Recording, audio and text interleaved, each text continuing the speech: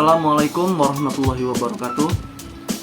Saya Budi Santoso, calon guru penggerak Angkatan 4 Kota Batam. Saya bekerja di unit kerja SD Negeri 007 Sekupang Kota Batam. Pada kesempatan ini, saya akan menjelaskan tentang pembelajaran program guru penggerak 3.1a.7 demonstrasi kontekstual pengambilan keputusan sebagai pemimpin pembelajaran. Selamat menyaksikan. Salam sehat, salam guru penggerak.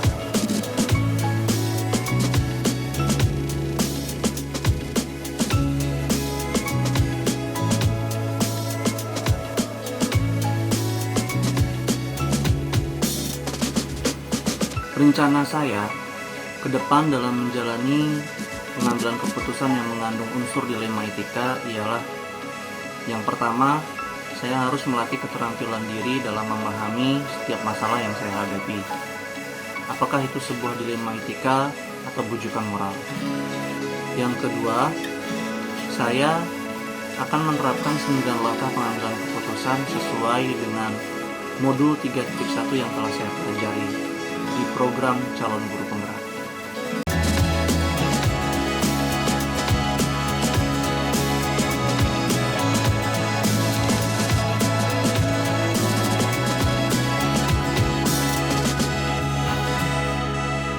Cara saya agar bisa mengukur efektivitas dalam pengambilan sebuah keputusan ialah dengan melakukan 9 langkah.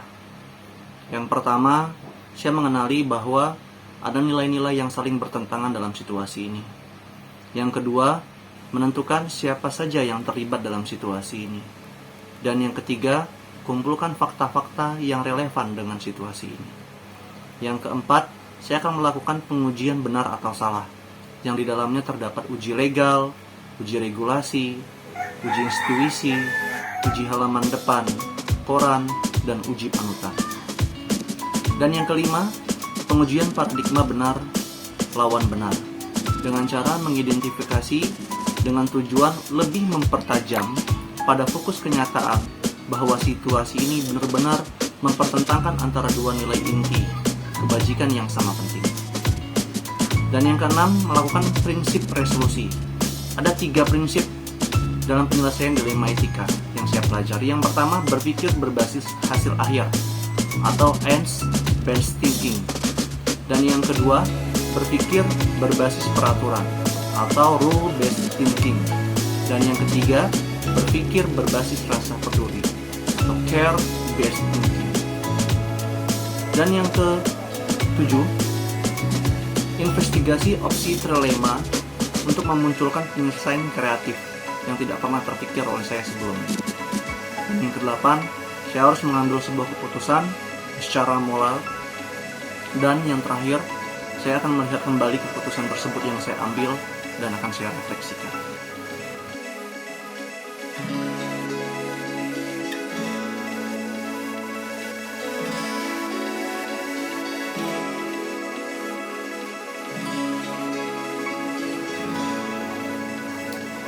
Yang akan membantu saya dan mendampingi saya dalam mengambil sebuah keputusan yang pertama adalah kepala sekolah. Kepala sekolah adalah orang pertama yang akan saya libatkan. Karena dalam hal ini, kepala sekolah merupakan penanggung jawab dalam satuan pimpinan pendidikan. Dan segala izin, prinsip yang telah saya pelajari oleh guru penggerak itu akan saya sampaikan programnya kepada kepala sekolah. Dan yang kedua, yaitu rekan sesama Cikiti. Kebetulan dalam satuan pendidikan saya tidak hanya sendirian. Ada 2 orang saya bersama dengan Pak Rusdi dalam mengikuti program guru penggerak, sehingga lebih memudahkan saya untuk bergerak bersama dalam setiap program. Dan yang ketiga, komunitas praktisi. Komunitas praktisi akan membantu saya dalam menyelesaikan dan mengambil sebuah keputusan. Yang keempat, fasilitator. Karena fasilitator adalah yang memberikan pengaruh aktif dalam mentransfer pengetahuan tentang semua teori dan aplikasi pengetahuan dalam setiap modul dan program yang saya dapatkan pada program guru penggerak. Dan yang terakhir ialah pengajar praktik. Pengajar praktik tidak kalah penting dengan fasilitator. Meskipun pendampingan hanya beberapa kali dan saat pertemuan lokakarya, namun jarak yang tidak begitu jauh dari segi geografis tempat tinggal pengajar praktik akan lebih memudahkan saya dalam pendampingan dan pembinaan setiap pengetahuan dan keterampilan dalam mengambil sebuah keputusan.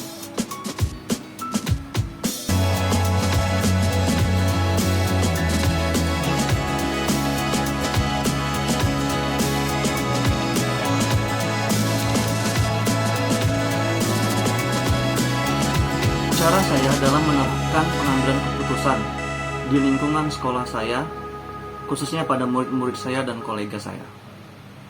Sudah tentu, kita pasti dihadapkan dengan masalah-masalah. Dan sebagai seorang CGP, kami tidak akan pernah diajarkan untuk lari dari masalah.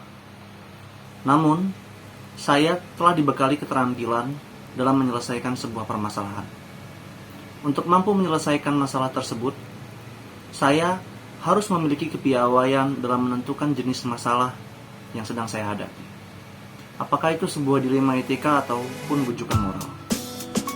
Dan saya akan melakukan 9 langkah dalam menyelesaikan permasalahan dilema etika yang akan saya hadapi.